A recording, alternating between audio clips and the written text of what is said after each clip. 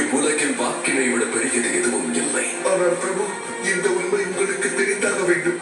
பிரபு, அந்த சிறுவர்கள் நாங்கள் வந்துவிட்டோம். சீதைக்கும் எனக்கும் இருக்கும் விரோதம் வெகு காலமான விரோதம். இன்றோடு அவளை நான் பழி தீர்த்திருக்கிறேன்.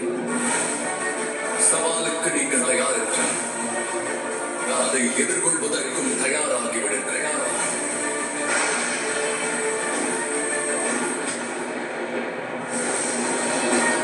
இது எப்படி நடக்கும்? சாத்தியமே இல்லை.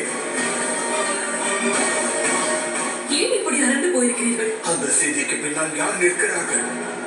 அது யாராக இருக்கும்?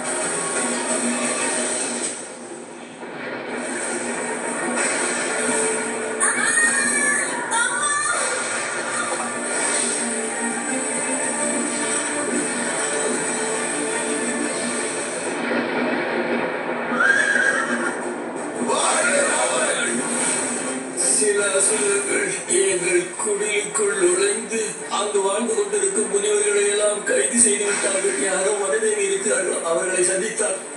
நான் தான் அந்த வனதேவி. நான் தான் அந்த அசுரர்களை தேடிக் கொண்டிருக்கிறேன். நினைவிருக்கட்டும், அம்மா கூறுவார்கள், பொறுமை கடலெனும் பெரிதும்.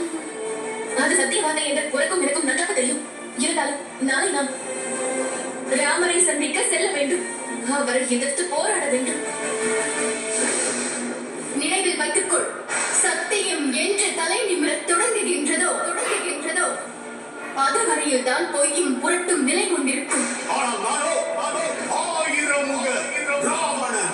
ராவணனுடைய இந்த சீதையின் அழிவு ராமாயணத்தின் கதையை எல்லா காலத்திற்கும் முழுமையடையாமல் செய்துவிடும்.